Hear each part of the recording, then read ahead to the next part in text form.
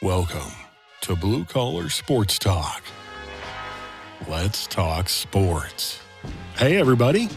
I'm going to tell you what we're going to talk about today. We have to talk Husker men's basketball. What is going on with our road team? Completely different than our home team. Husker men's basketball. Yeah, I'm disappointed. Husker women's basketball at home against Iowa and Caitlin Clark. If you want to see one of the best women's basketball players in the country, go to see the Husker women take on Iowa. Caitlin Clark will not disappoint. Super Bowl right around the corner, so we have to recap what happened with the Chiefs and the Ravens and the Lions at the Niners to get to where we're at. The Chiefs at the 49ers in the Super Bowl. I want to discuss some NBA. I'm going to discuss some NBA. You're going to listen. Well, I mean, you don't have to, but I'm going to talk about it. Now, here's our show. Hey, everybody. Welcome to Blue Collar Sports Talk. Got Daryl here with you, sitting across from Roger. Hello. And we're going to kick right into Husker basketball. Husker men, man, tale of two cities, right? Tale of two teams, at home, great. On the road, just bad. Yeah. Only game they've won on the road, Kansas State. And Kansas State's really good. Yeah, Kansas State's, that's a good road loss for us. Or a road win, I mean. Yeah. But most recently, we let Northwestern just walk all over us. And we really had Illinois on the ropes. Took them to overtime, but I felt we could have and should have closed that game out a little bit stronger, just done a couple of different things. Yeah, I thought there was a couple calls at the end that were a little iffy with the coach's son, Sam Hoiberg, getting called for a foul when he stripped that ball away from that guy. I thought the same. I thought that was kind of a bad call. And then the one at the end when we passed the ball into I'm drawing a blank on his name too. Mask. And that guy stripped the ball from him and they didn't call a foul. And I thought that was worse than the Sam Hoiberg one. It's interesting that you brought that up, and those two specifically, because if you look at the personal fouls in Illinois had 11. We had 21. Yeah. And I didn't feel that we were twice as rough. It just felt a little bit biased and who they were calling. But nothing we can do about it now. Yeah. We played great that game. Yeah, we did. I actually went away from that loss, being like, well, we actually played good on the road. I mean, so. I felt the same way. I'm like, wow, if we can actually do that. And Illinois is top 15, top 10, top 7, something like that. Yeah. I figured if we can continue to do that, we at least have a shot. Coming up, though, I mean, you look ahead at our schedule, and we have, to finish out the season, we have, let's see, right now we have Michigan at home, then Penn State at home, Indiana on the road, Minnesota at home, Ohio State on the road, Rutgers at home, and Michigan on the road. We need some of those road wins to even have a chance at being considered for the tournament. If that happens, I don't know. But looking ahead, Saturday, 5:30, Michigan's coming to town. It is on Big Ten Network if you can't get out to the Pinnacle Bank Arena. I hope we get it done. We should. We got 7 games remaining. We're 6-7 in the Big Ten. Big Ten, to me, don't look crazy tough this year. Last projections I seen was they're projecting 6 teams from the Big Ten. So my thing is in these last 7 games, if we can go 4-3 and finish in the Big Ten with a 500, 10-10 record. And then that would also give us 20 wins with the quadrant 1 wins that we do have. I think they would put us in, but it would be very close. It would be It close. would be very close. It would be close.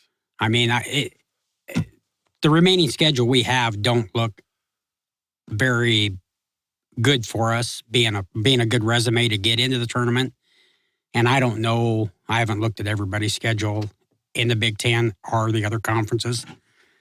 But, I mean, if there's some teams that are on the bubble now and they play a way better schedule than us, and they play over 500 or whatever, then sure, those are the teams they'll take, I think the key for us is to go 4-3 and get to 500 in the Big Ten and win 20 games. And then I think we'll get in. If anything less, it'll be iffy. It will be iffy. It will be iffy. Our Husker women are also at home. They're at home Sunday. Number 2, Iowa. Noon game on Fox. But if you can go and you're a fan of women's basketball, Caitlin Clark is almost unstoppable. And she will put on a show. Right now, she's averaging 32.4 points a game. That's first in the NCAA women's. Which is amazing. Right. I don't think there's a man in the men's basketball averaging 30 points a game. Is there? Honestly, I'm not sure. But 30 points in college basketball is a lot of points. That's huge. She's already had a couple of 40-point games.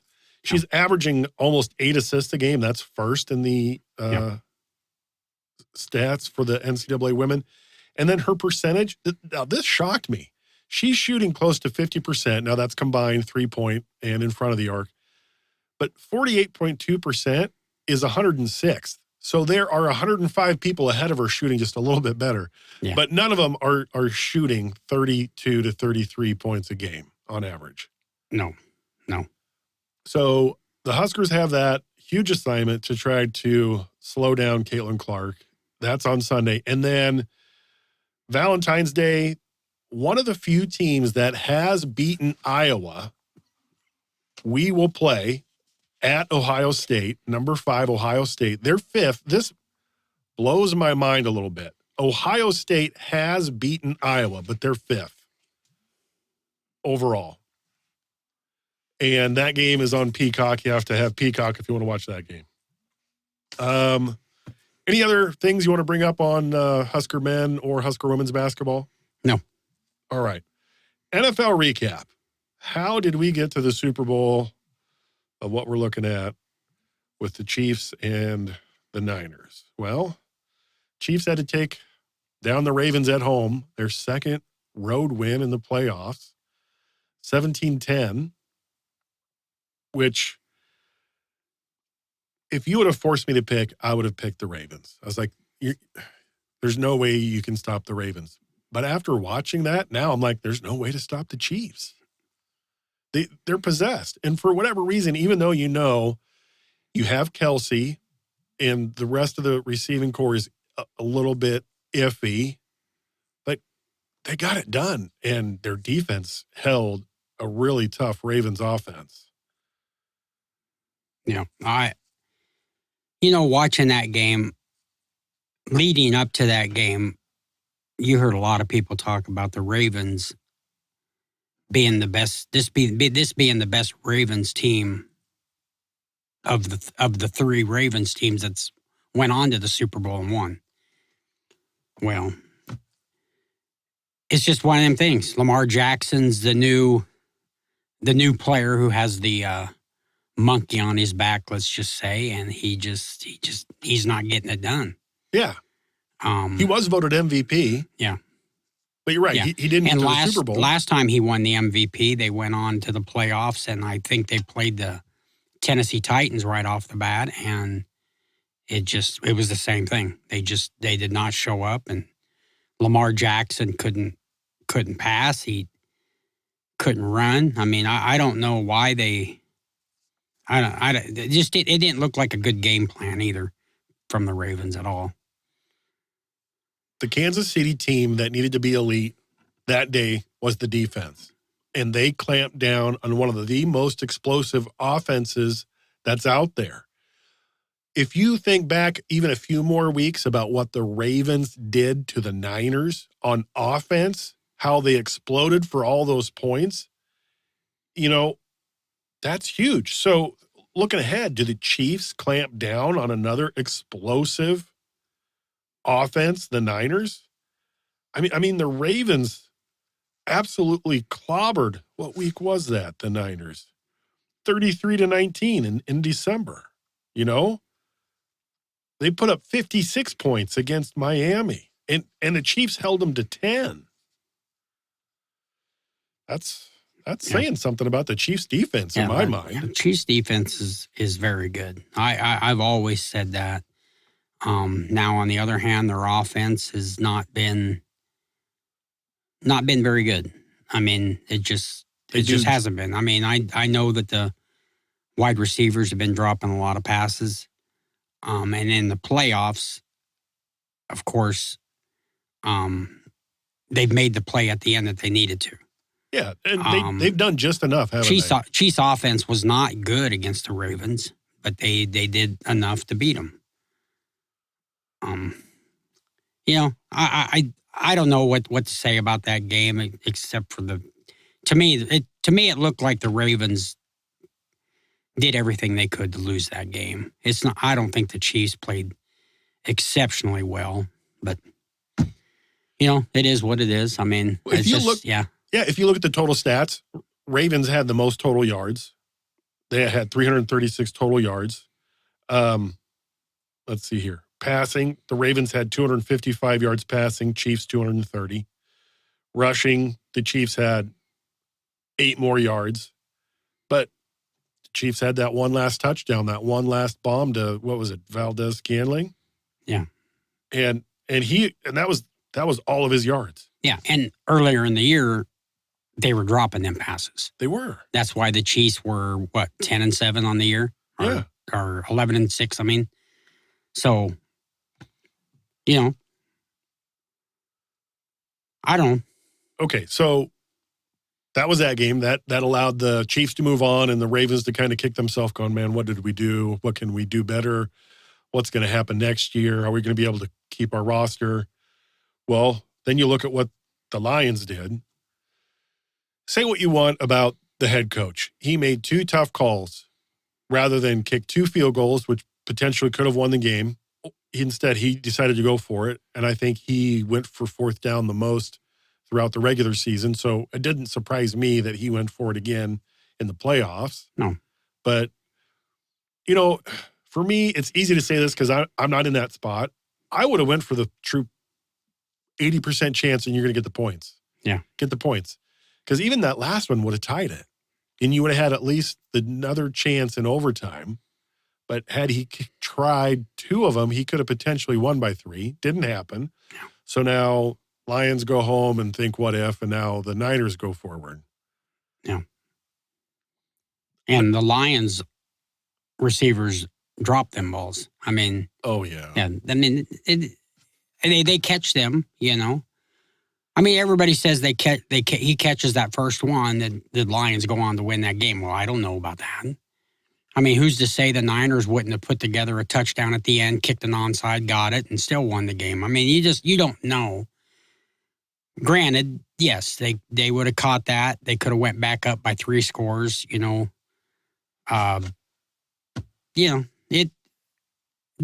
Basically the Lions dropped the ball, gave 49ers opportunities to come back. The Niners capitalized, and now a lot of people say the Lions blew that game, which it seems like there's always a team that blows a big lead in the playoffs, you know.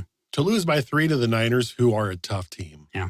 That's a close game. Even if they did let the Niners come back and score all that stuff in the second half. That was a well-played game, I think, on both sides. I personally wouldn't say that the Lions blew it.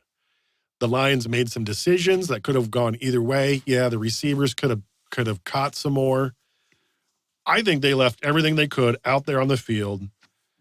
But to be up 24-7 at half, and you have all that momentum, and then just kind of nothing seems to go your way in the second half. You have the drops, you have the 4th down calls. That truly took the momentum away from them. Because for me, the way I look at it, you don't get that 4th down, that deflates you a little bit. And that other team is like, sweet, we have an opening. This is great. Yeah. And it truly helped them out. Yeah. And, let's, say what you can say about Brock Purdy too. I mean, he made the play with his legs when they were on their comeback and the Lions defense was getting in there on him and he was moving up in the pocket and he took off run and he made plays. He did. Brock Purdy played an exceptional second half. He did. He helped put that game away. He truly did. The Lions thought their pressure was going to be enough, and he escaped and did what he needed to do to put the final stake through the heart of all the Lions fans. Okay. Anything else about those other two games? No, I don't think so. I find it hilarious that this year there are so many Taylor Swift themed prop bets. And it's the first one that I saw is I think her favorite number or something, 22. Any quarter to have 22 points scored. And then all these prop bets, they like name them after her song. This year has been crazy to have so many things named after Taylor Swift or Taylor Swift themed, or they're showing how many jerseys extra have been sold, specifically Kelsey or Chief gear, and they attribute it to Swifties or Taylor Swift coming on and being the Kansas City Chiefs marketing queen. So I found that interesting that a player's relationship with an international pop star makes news every day. Oh, yeah. Yeah. Yeah, the media eats that up. They love it. I mean, that's just the way it is. I mean, well, it draws your typical fans that don't watch the NFL, watch the NFL. I mean, it's pretty smart, really. Yeah, from a true marketing standpoint, they can't get enough of this because all of that free publicity. Yeah. The NFL didn't have to spend a dime on. Yeah. So, yeah. Sunday, 5:30, CBS, San Francisco and Kansas City. The most recent line that I have seen is the Niners favored by 2.5. So I'm going to say that the Chiefs win because the last two games in the playoffs that the Chiefs were underdog, it's like your men's college basketball. I bet on Duke when they're the home team and they're the underdog. Yeah. Okay, well, the Chiefs are the underdog and they're the supposed home team in the Super Bowl, so that means they have to win. Yeah, I don't know. I Chiefs as an underdog, you're right. It just seems like it. That's the smart money. Now, I got, you always got your feelings. You always got your gut to go by. And I like the 49ers to win this Super Bowl this year. I think they could. They 3 or 4 years ago they played, and the 49ers had them. 49ers were up by 10, and they let Pat Mahomes do Pat Mahomes things, and he made plays, and they came back and won. I say if the 49ers play the way they did in that second half against the Lions, if they come to the Super Bowl and play like that, you ain't beating them. No, I agree. You ain't beating them. I agree. The way they played in that second half. Now, was they played the way difference. they did in the first half, and they let the Chiefs get a lead like the Lions did. Chiefs probably got a good enough defense to hold that lead. If the Niners start off the game the way they played that second half against the Lions, I don't think you can beat them. I like the Niners to win sort of big. I do. Really? Yeah, I do. I think the game will be a little lower than the total that they have. I think the total is 47 and a half. Yeah. I like the Niners to get right around that 30 mark, 27, 28. And I think they hold the Chiefs to 10, 13 points. So, yep. Interesting. Yeah. I think it's going to be a defensive battle, and I don't think either team scores over 24. Yeah, I'll just say a final 26 to. I said 10 earlier. I'll just keep it at that. I'll say 26-10. All right. I'm still sticking with the Chiefs because they're the underdog. And I doubted them when it came to the Ravens. I doubted them when it came to the Bills. And even though 90% of their offense runs through two players, Kelsey and the running back, somehow they still get it done. And they lean on that number 2 defense in the NFL during the playoffs. It's now kind of turned up to the number 1 defense in the NFL because they're in the Super Bowl. So I'm going to stand by that. Chiefs get it done, and I think it's just barely. Let's see. Vince Lombardi, success is not a sometimes thing. In other words, you don't do what is right once in a while, but all the time. Success is a habit. Winning is a habit. If the Lions continue with what they're doing, they will be successful next year as well. I think they'll be back as long as they keep the majority of that roster, which is tough. I think they can do it. Anything else on the NFL or the Super Bowl? No. Okay. The NBA, we are at the point of the season where, let's see, yesterday was the trade deadline. There was a few people that got traded. One for me that I saw, the Charlotte Hornets dealt Gordon Hayward to OKC. For me, that was the biggest trade of the trade deadline, besides the Knicks also picking up another player because a bunch of the Knicks are hurt. But for me, the biggest trades, the majority of the trades happened way before the deadline, like Lillard going to the Bucks, Harden getting traded to the Clippers, Porzingis and Drew Holiday going to the Celtics. I thought those were the biggest trades prior to the deadline.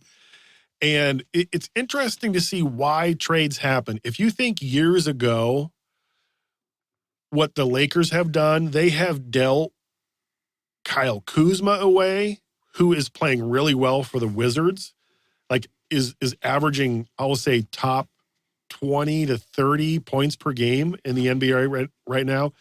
And Brandon Ingram, he's also playing well for the Pelicans, and he is also like in that top 20 or 30th percentile for points per game. I find that interesting because if you don't play along with LeBron or coddle that superstar, he's going to make sure that you're gone. Now, the Lakers this year haven't moved anybody. I mean, in years past, they've moved on Alex Caruso, who's now with the Bulls. Every name that I've named that has left the Lakers, Caruso, successful elsewhere. Kuzma, successful elsewhere.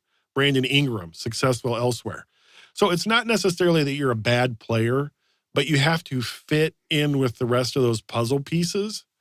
And I personally would hate, if I was a really good player, to play with LeBron. Because even if you play lights out, let's say you disagree with him once, he's going to make sure that you're gone because he is the true GM on whatever teams he's on. And I find it interesting that the Lakers made 0 moves. That was my point. Everybody was saying that they're going to go for DeJounte Murray, who's on the Atlanta Hawks, and nothing happened. So they either wanted too much for him or just they couldn't get anything done. So the Hawks did retain Murray. Yeah. Yeah. See, I didn't see any of the trades. I knew the trade deadline was yesterday. And that was just one name I remember seeing floating around just because I just checked up on the Hawks. But no, I didn't see anything, so I didn't know what happened. And everybody, even I think the Hawks were expecting to get the trade done because they rested him a couple games prior to the trade deadline. Yeah. Just to make sure no crazy injuries happen. So the stuff that I wanted to talk about the NBA right now is the standings in the East. The top 4 teams, they're stacked one on top of each other. You said West? The West. West, okay. Yep. Yeah. Yep. So right now in the West, you have Minnesota. Minnesota tied for first right now with Denver. They have identical records, 36 and 16. 36 and 16. You told me last year that Minnesota would have been tied for first, top of the West at trade deadline. I would have said you're nuts. Yeah. OKC was, at the beginning of this week, OKC was tops of the West. They're now a half game back, and the Clippers are 1 game back. So if you look at what the Clippers are doing in the next few weeks, Minnesota is at Clippers, what is that, the 12th? Then the Clippers go on the road to Golden State. And then the Clippers have to deal with OKC at OKC after the All-Star break.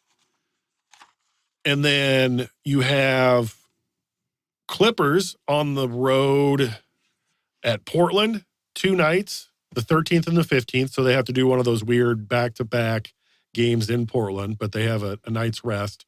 And then after the All-Star break, the Milwaukee Bucks come to LA. And then OKC's tough upcoming schedule. The 10th, tomorrow, they're at Dallas. Dallas is tough. I'm surprised. Then you have the Kings coming into OKC, who Sacramento Kings are really good. I would have never guessed the Magic were going to be this good this year, but they are. And OKC has to go to play the Magic before the All-Star break. And then after the All-Star break, I mentioned earlier, the Clippers are coming to OKC. So the top 4 teams right now in the West have one heck of a road and home game schedule for the next 3 or 4 weeks. This is a fun time for NBA right now. Having this good a talent on this many different teams, I love it. Yeah. Yeah, anytime you got that many teams, biting for first place, I mean, yeah, it makes it interesting. I don't know what 5th through 8 are doing. I don't know if they got a chance to climb back up in there. Well, even 9. So Denver played LA last night, and LA played them tough. But to close out the game, Denver went on like a 10-0 run to close out the game, and that's what gave Denver the win. But LA, even though they are sitting at 9th, kind of roughly exactly where they were last year, and they ran that all the way to the conference finals, the conference finals, never count out a team like LeBron, who and the rest, him and AD, can turn it on just like that. Yeah. And their bench. I think their bench is better than their starters. You put LeBron on the bench, you put AD on the bench. I say this because look what the bench did on the road in Boston, and they handed them one heck of a huge loss the other night. They dismantled the Celtics. They out-hustled them. They outplayed them. It was 114-105, and that game was won by Austin Reeves and the bench. So I don't care where LA comes in, 1 through 10. It'll be closer to 9, 8, 7, somewhere in there, even if they're 10. My whole point on that was don't count out LA, no matter what. They're that good. Yeah, LA last year. Sorry, I got a little cough going on. Yeah, LA last year ran through Golden State and Memphis to get to that NBA Finals. Yeah. And this year, both Golden State and Memphis are not very good. No. Memphis has basically dealt everybody. They're currently looking at the 13th spot, and Golden State is at the 11th spot. So, I think we're gonna cut it short. Roger's coughing up a storm here, and I don't want to take his breath away any more than we have to. Unless you have anything extra that you wanted to add. No, I just was going to touch on a little bit of hockey about the Edmonton Oilers 16-game win streak being snapped. Oh, it was. Who beat them? Who finally beat them? Vegas Knights. That makes sense. The one team out there who can beat anybody any given night, the Vegas Knights. Yeah. Man, I'm sorry, guys. All right. I'm going to say goodbye for Roger while he catches his breath again. Thanks for listening, everybody. All right. Thank you.